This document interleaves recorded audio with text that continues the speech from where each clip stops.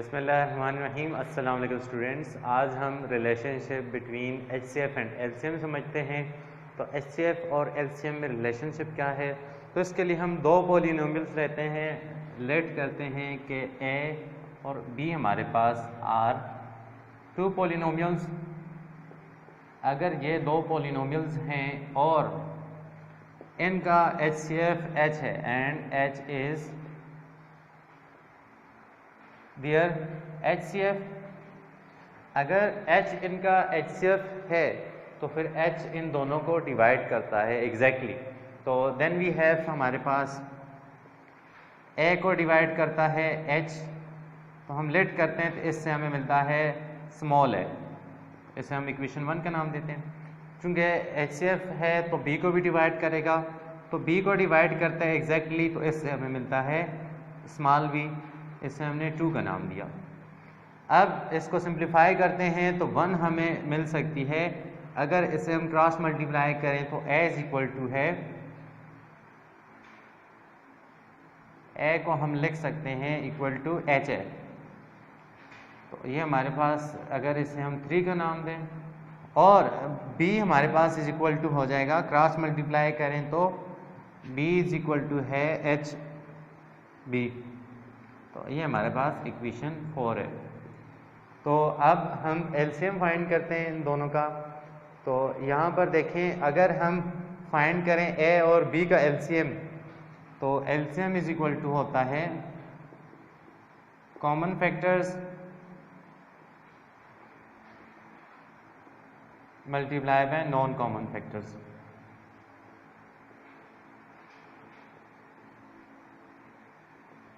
तो हम a और b के एलसीएम फाइंड करते हैं। सिंस हमारे पास a इज इक्वल टू है HA यानी H में HCF है, एक फैक्टर H है, दूसरा a हो गया, और b इज इक्वल टू है HB। तो इनका एलसीएम इज इक्वल टू होगा कॉमन फैक्टर H और साथ में नॉन कॉमन फैक्टर हैं a क्रॉस b। तो ये हमारे पास इसका एलसीएम हो गया। तो एलसीएम को अगर L से रिप्रेजेंट करें तो ये हमारे पास हो जाएगा L is equal to H A cross B। तो अब हम इस इक्वेशन को दोनों तरफ H मल्टीप्लाई करते हैं। हम लिखते हैं multiplying H on both side. तो हमारे पास यहाँ पर हो जाएगा L इंटू H और इस तरफ हो जाएगा H A B और H।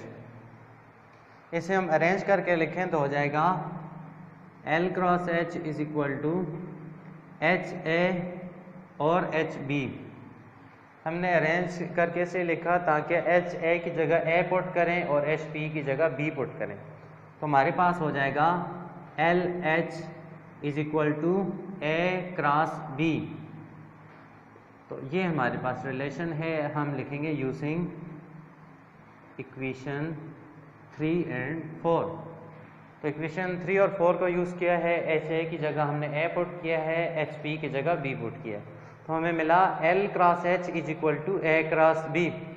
तो ये हमारे पास रिलेशनशिप है, यानी कि LCM cross HCF is equal to है दो पॉलिनोमियल्स A क्रॉस B। तो किसी भी दो पॉलिनोमियल्स का अगर मल्टीप्लाई करें तो वो इक्वल टू होता है हमारे पास एलसीएम मल्टीप्लाई बाय HCF।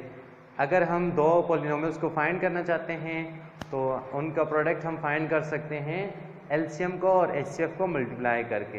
तो यहाँ पर अगर L की वैल्यू यानी एलसीएम फाइंड करना हो तो H को डिवाइड करते हैं, तो हमारे पास एलसीएम यानी L इज इक्वल टू होगा A cross B divide by H।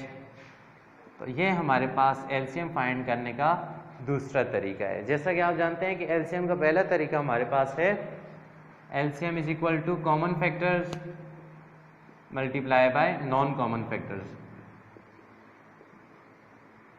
तो ये हमारे पास दूसरा तरीका है। पहला तरीका था एलसीएम फाइंड करने का, और जो दूसरा तरीका हमने अभी फाइंड किया रिलेशनशिप से हमें पता चला कि अगर हम दो पॉलिनोमियल्स को आपस में मल्टीप्लाई करें और H से उन्हें डिवाइड करें तो जो हमें आंसर मिलेगा वो एलसीएम होगा। तो इस तरीके से हम एलसीएम फाइंड करेंगे। जो एलसीएम फाइंड करने का तरीका ये है हमारे पास कि हम पहले एचसीएफ फाइंड करें किसी भी दो पॉलिनोमियल्स का, फिर उस एचसीएफ को उन दोनों पॉलिनोमियल्स में से किसी एक से डिवाइड कर दें तो हमें एलसीएम मिलेगा। तो इस तरीके से हम एक्सरसाइज 6.1 में क्वेश्चन सोल्व करेंगे।